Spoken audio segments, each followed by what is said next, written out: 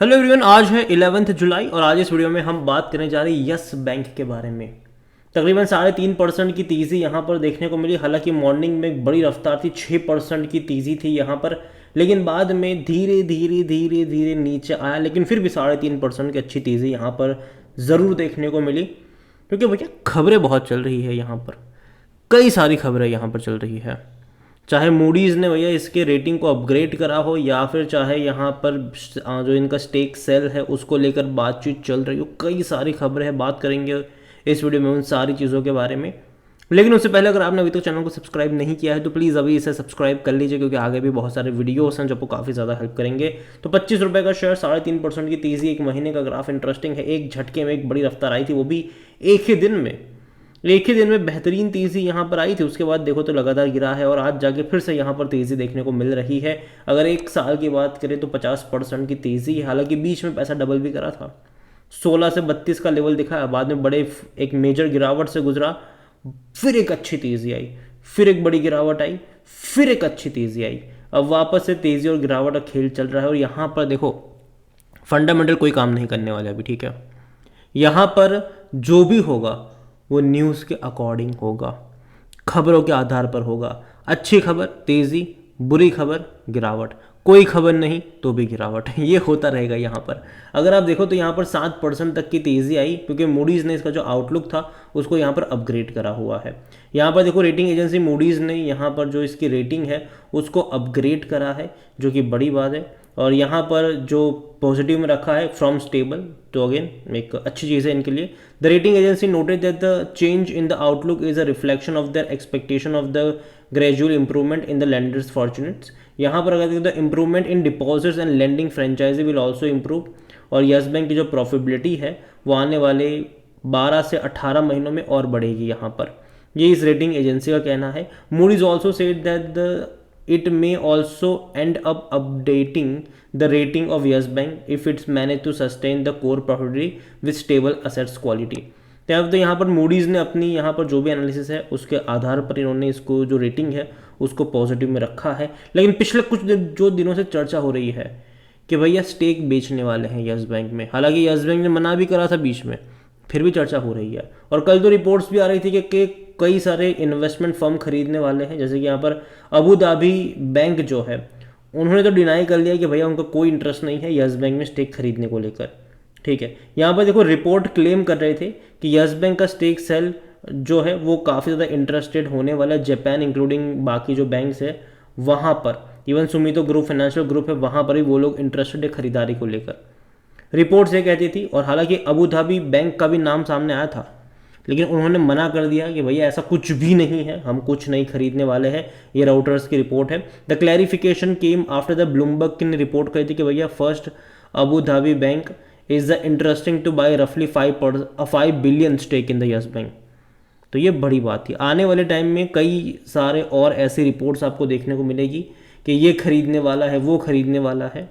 यहाँ पर देखो रिपोर्ट क्लेम करा था कि Middle Eastern lenders is weighing to bid for as much as 51% stake in the bank.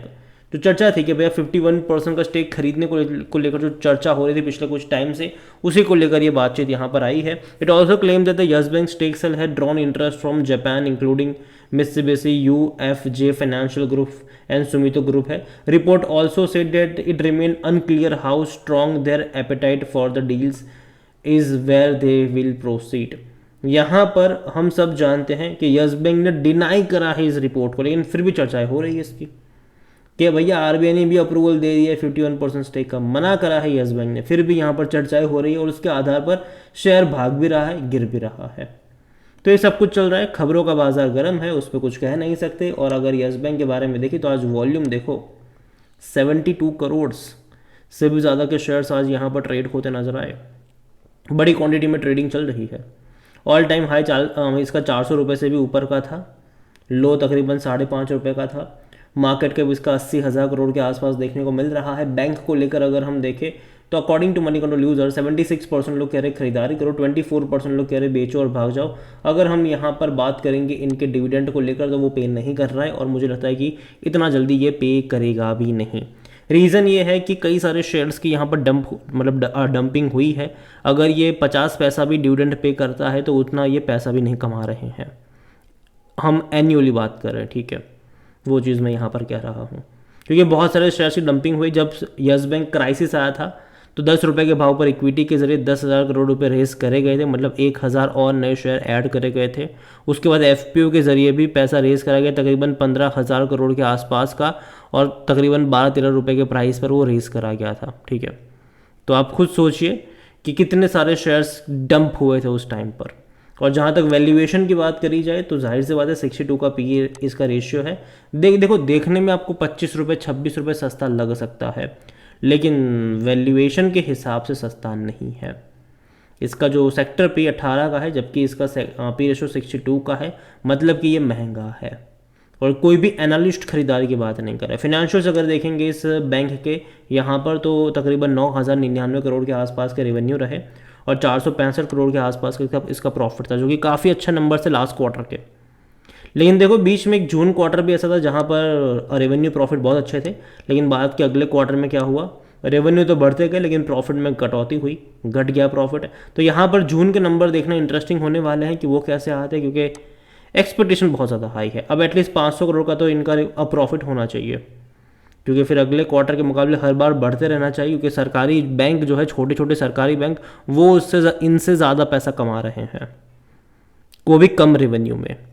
तो ये चीज़ यहाँ पर देखनी ज़रूरी रहेगी। जहाँ तक शेयर होल्डिंग के बारे में देखें तो प्रमोटर की जो होल्डिंग है वो कुछ भी नहीं है। जो राणा कपूर एंड फैमिली वो यहाँ से भाग गए हैं, या सब कुछ बेच बाच कर।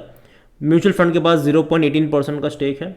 डोमेस्टिक इंस्टीट्यूशन 38.12% की होल्डिंग लेकर बैठे हुए हैं। एफआईएस 28.42% की होल्डिंग पर है, और जो अदर पार्टीज़ है उनकी होल्डिंग 33.29% है, जिनमें से रिटेल इन्वेस्टर 22.31% पर है। जो अदर पार्टीज़ है वो 10.98% का स्टेक यहाँ पर लेकर बैठे हैं। देखिए ओवरऑल अगर मैं बात करने जाऊँ यस बैंक को लेकर, तो अगेन मैं कहूँगा कि बैंक खराब तो नहीं है, ना ही डूबने वाला है, ये कतई नहीं होने वाला, कुछ नहीं, अच्छा खासा पैसा रेज कर चुके हैं ये। लेकिन ये चीज़ ज़रूर है कि अभी इसके फंडामेंटल्स जो हैं वो क्लियरली न्यूज़ के ऊपर डिपेंड करने वाले हैं। फंडामेंटल्स के ऊपर कुछ नहीं हो रहा है, यहाँ पर सब कुछ न्यूज़ के ऊपर ही डिपेंडेंट है। हमने बड़ी तेज़ी देखी, बड़ी गिरावट देखी, बड़ी तेज़ी देखी, बड़ी गिरावट देखी, बड़ी तेज़ी देखी। अब देखो यहाँ पर ना मीडिया रिपोर्ट्स बहुत आ रहे हैं कि इतना स्टेक बेचने वाले हैं, ये इंटरेस्टेड है, वो इंटरेस्टेड है, लेकिन बैंक तो मना ही कर रहा है ना, कि ऐसा कुछ नहीं भैया, हम ऐसा कुछ नहीं करने वाले।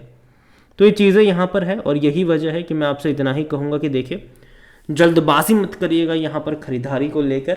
और हाँ, हालांकि जिनके पास है वो होल्ड कर सकता है, ठीक है, क्योंकि देखो लॉन्ग टर्म का आउटलुक मुझे लगता है कि पॉजिटिव रहने वाला है। बीच में ऐसे अप्स एंड डाउन्स आते रहेंगे। हो सकता है कि यहाँ से वापस 27-28 पर चला जाए, बाद में गिर के 20-22 पर भी आ जाए, तो ये होगा। लेकिन लॉन्ग टर्म का आउटलुक मुझे लगता है कि यहाँ पर पॉजिटिव है, तेज़ी यहाँ पर एक्सपेक्टेड हो सकती है, और ये मेरा मानना है। कोई भी यहाँ पर मेरी रिकमेंडेशन नहीं है ये खरीदारी बिकॉल अगर आप करते हो तो ये फैसला आप ही का होना चाहिए। वीडियो को यहीं पे एंड करता हूँ। पसंद आया हो तो लाइक करें, शेयर करें, चैनल वगैरह पहली बार है तो प्लीज़ सब्सक्राइब करें। और यस बैंक के बारे में आप क्या सोचते हैं वो भी आप मुझे कमेंट में लिख के बता सकते हैं। Thank you.